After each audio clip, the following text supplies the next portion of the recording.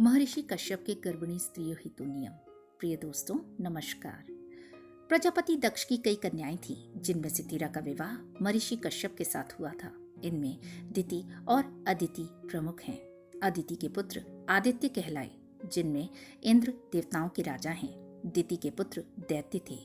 दिति को इंद्र से ईर्ष्या थी। वह चाहती थी कि उसे इंद्र का वध करने वाला एक पुत्र हो। इसी इरादे से उसने महर्षि कश्यप की बहुत सेवा की, जिससे प्रसन्न होकर कश्यप ने दिति को वरदान मांगने को कहा। यह सुनकर दिति के हृदय में वर्षों से संचित इच्छा मुखर हो उठी। उसने विनम्रता से कहा, भगवान, मैं आपसे ऐसा पुत्र चाहती हूँ जो इंद्र का वध करने में समर्थ हो, जिसका पराक्रम और आत्मबल अनुपम हो और जो देवताओं का संहारक बने। महर्षि कश्यप कुछ क्षण मौन रहे, फिर कोमल किंतु गंभीर स्वर से बोले, शुभ है, तुम्हारी इच्छा पूरी होगी। मैं तुम्हें ऐसा तेजस्वी पुत्र प्रदान करूंगा जो इंद्र का शत्रु होगा, पर इसके लिए तुम्हें एक कार्य अवश्य करना होगा। आज ही आप स्तंभ ऋषि से पुत्रेष्टि यज्ञ का अनुष्ठान कराओ। यज्ञ की पूर्ण आहुति के बाद मैं तुम्हारे उदर में उस पुत्र का गर्भाधान करूंगा, जो इंद्र रूपी शत्रु का संहार करेगा। दिति ने तुरंत आज्ञा स्वीकार की। महर्षि आप स्तंभ को बुलाकर उसने पुत्रेष्टि यज्ञ का अनुष्ठान कराया। यज्ञ अत्यंत वैभवपूर्ण ढंग से किया गया था। मंत्रोच्चार के साथ अग्नि में आहुति दी गई।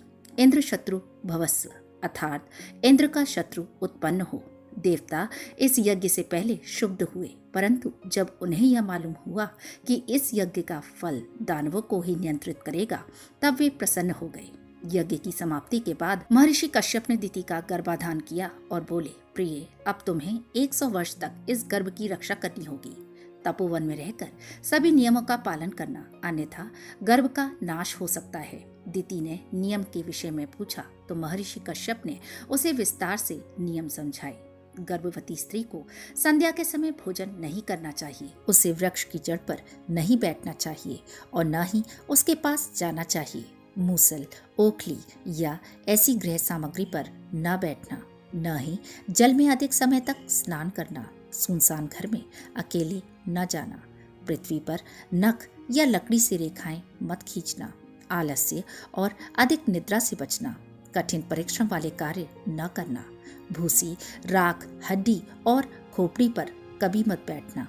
विवादों से दूर रहना और शरीर को तोड़ मरोड़ कर कष्ट मत देना। बाल खोलकर मत बैठना। अपवित्रता से बचना। सिरहाना उत्तर दिशा की ओर रखकर मत सोना। निर्वस्त्र या उद्विग्न होकर शयन न करना। गीले चरणों के साथ कभी मत लेटना। अमंगल सूचक वाणी मत बोलना, न ही अधिक हंसना। सदैव मंगल कार्यों में संलग्न रहना। गुरुजनों की सेवा करना और औषधीय स्नान करना। प्रसन्न मुख रहना और पति के हित में सदा संलग्न रहना।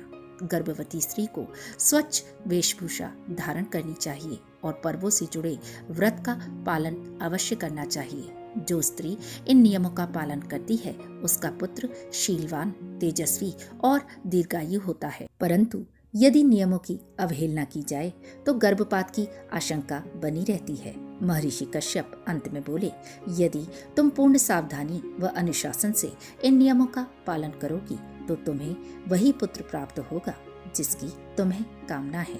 किंतु यदि तुम तनिक भी असावधान हुई तो होने वाला पुत्र इंद्र का शत्रु नहीं बल्कि मित्र बन जाएगा। दिति ने निश्चय किया कि चाहे जैसे भी कष्ट आए, वह नियमों का पालन करेगी। दिति ने गर्भ धारण किया, पर उससे एक चूक हुई, जिसके चलते दिति ने जिस मरुदगण को जन्म दिया वह इंद्र के सहयोगी बने और इंद्र ने उन्हें देवताओं के समान अधिकार दिलाए।